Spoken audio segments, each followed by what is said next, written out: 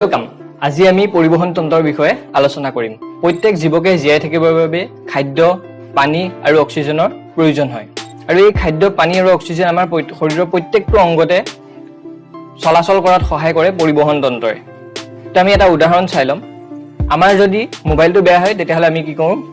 আমি যিখন দোকানৰ পৰা মোবাইলটো কিনি আনিছিলো সেই দোকানখনত দি দিমগৈ তাৰ পিছত এই দোকানীজনে আকৌ কি কৰিব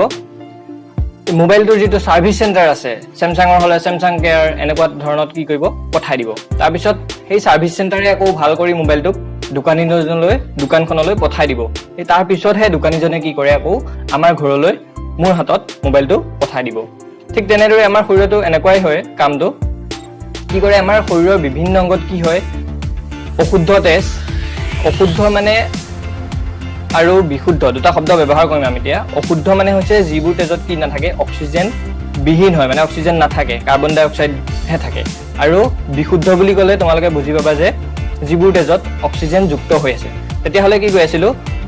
আমাৰ শৰীৰৰ বিভিন্ন অংগত যিবোৰ অক্সিজেন বিহীন অশুদ্ধ তেজ থাকে সেই তেজসমূহ হিৰাই সকলো অংগৰ পৰা লৈ আহি কলৈ আহিব হৃদযন্ত্ৰলৈ লৈ আহিব তাৰপিছত হৃদযন্ত্ৰই সেইখিনিক হাওঁফাওঁলৈ পঠাই দিব তাৰ পাছত হাওঁফাওঁত আমাৰ তেজখিনিত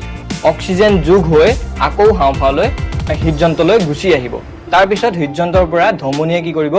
আমাৰ শৰীৰৰ গোটেই অংশবোৰত আকৌ সেই তেজ বিলাই দিব এনে ধৰণে কি হয় পৰিবহন তন্ত্ৰটো চলি থাকে এই যে ৰঙা ৰঙাবোৰ দেখিছা এইবোৰ হৈছে ধমনী তাত কি হৈছে বিশুদ্ধ তেজ চলাচল হৈ আছে আৰু যিবোৰ নীলা নীলা দেখিছা সেইবোৰ হৈছে কি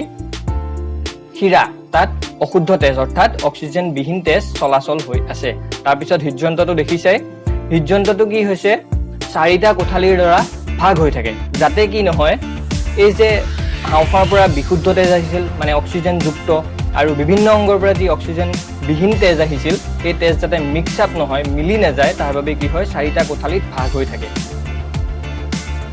তাৰ পাছত আমি শিৰা আৰু ধমনীৰ পাৰ্থক্যসমূহ চাই লম ধমনীয়ে কি কৰে হৃদযন্ত্ৰৰ পৰা শৰীৰৰ বিভিন্ন অংগলৈ অক্সিজেনযুক্ত বিশুদ্ধ তেজ কঢ়িয়াই লৈ যায় আৰু শিৰাই শৰীৰৰ বিভিন্ন অংগৰ পৰা হৃদযন্ত্ৰলৈ অশুদ্ধ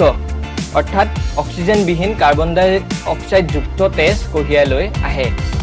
শিৰাৰ বেৰ পাতল হয় আৰু ধমনীৰ বেৰ ডাঠ হয় আমাৰ যে ইয়াত দেখা পাই থাকো নীলা নীলা ধৰণৰ হাতত বা কৰবাত সেইবোৰ হৈছে শিৰা তাৰ পিছত এটা বিপৰীত আছে সেইটো হৈছে ক্লুম ধমনী আৰু ক্লুম শিৰা ক্লুম ধমনীয়ে কি কৰে অক্সিজেন বিহীন অশুদ্ধ তেজহে কঢ়িয়ায় আৰু ক্লুম শিৰাই কিন্তু অক্সিজেন যুক্ত তেজ কঢ়িয়ায় ক্লুম শিৰাই কি কৰে মানে হাওঁফাওঁৰ পৰা হৃদযন্ত্ৰলৈ আনে গম পাইছা গতিকে এইটো বস্তু ক্লুম শিৰা আৰু ক্লুম ধমনীটো শিৰা আৰু ধমনীৰ কামতকৈ অকমান বেলেগ হয় তাৰ পাছত নেক্সট ভিডিঅ'ত আমি আমাৰ শৰীৰৰ বিভিন্ন অংগত অক্সিজেনৰ কিয় প্ৰয়োজন হয় অক্সিজেনযুক্ত তেজ কিয় প্ৰয়োজন হয় বা অক্সিজেন বিহীন তেজ কেনেকৈ উৎপন্ন হয় সেই বিষয়ে আলোচনা কৰিম